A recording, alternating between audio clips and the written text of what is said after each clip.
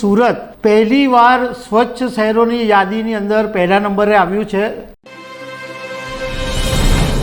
નમસ્કાર દર્શક મિત્રો, 3 દિવસ પહેલાં આપણે સુરતને એક મોટું ગૌરવ મળેલું કે ગાર્બેજ ફ્રી સિટીની અંદર 7 સ્ટાર મળેલો, એ વાત તમને ખબર છે।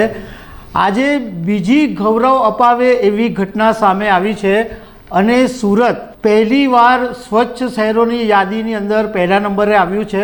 સાથે સાથે ઇન્દોર પણ છે, પરંતુ ઇન્દોરની સમકક્ષ સુરત આવી ગયું છે। એના વિશે તમારી સાથે વાત કરીશ। મારું નામ રાજેશ શાહ છે અને તમે જોઈ રહ્યા છો ખબર છે.com।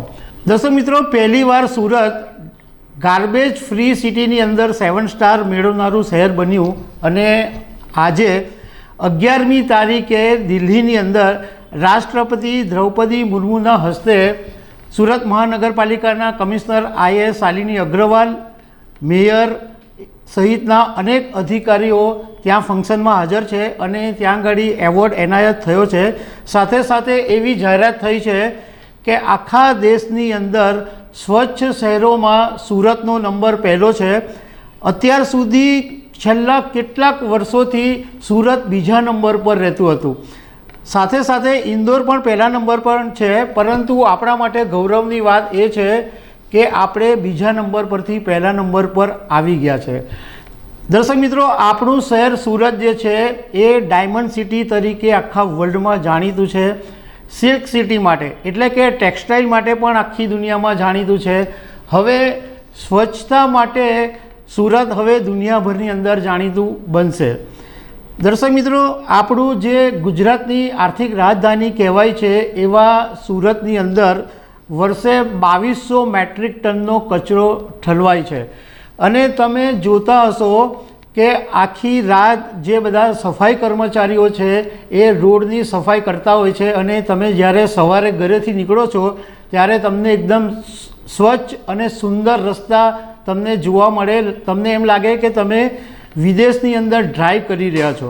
દર્શક મિત્રો, આપણું શહેર જે છે સુરત એ વર્ષો પહેલાં ગંદુ ગોબરું શહેર ઓળખાતું હતું, પરંતુ SR રાવ કમિશનર તરીકે આવ્યા અને એ પછી S જગદીશન કમિશનર તરીકે આવ્યા। આ બંને કમિશનરોએ આખા સુરતની સુરત બદલી નાખી હતી। કોઈ લોકો બહારથી આવતા હતા તો એમ કહેતા હતા કે આ એ જ સુરત છે કે જે અમે વર્ષો પહેલાં જોયું હતું। આખી સુરતની મૂરત બદલી નાખી। એ પછી અત્યારે સુરત મહાનગરપાલિકાના કમિશનર IAS શાલિની અગ્રવાલ પણ સુરતના માટે ઘણી બધી મહેનતો કરી રહ્યા છે। પોતાની AC કેબિનમાં બેસી રહેવાને બદલે ફિલ્ડ પર નીકળે છે અને સ્વચ્છતાનું પૂરેપૂરું ધ્યાન રાખે છે, બધાને અવેરનેસ માટે જાગૃત કરે છે। જ્યાં જરૂર પડે ત્યાં કડક પણ બને છે। IAS શાલિની અગ્રવાલ કમિશનર બન્યા એ પછી પહેલીવાર સુરતને ગાર્બેજ ફ્રી સિટીમાં 7 સ્ટાર મળ્યું અને હવે એમને કારણે આપણા સુરતને સ્વચ્છ શહેરનો પહેલો નંબર મળ્યો છે। એ આપણા આખા શહેરને માટે આનંદ અને ગૌરવની વાત છે।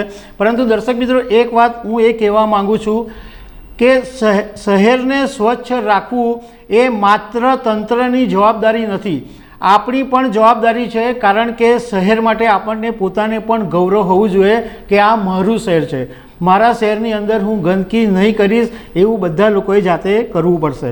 તો દર્શક મિત્રો, આવી અનેક વાતો સાથે અમે તમને મળતા રહીશું। Thank you very much.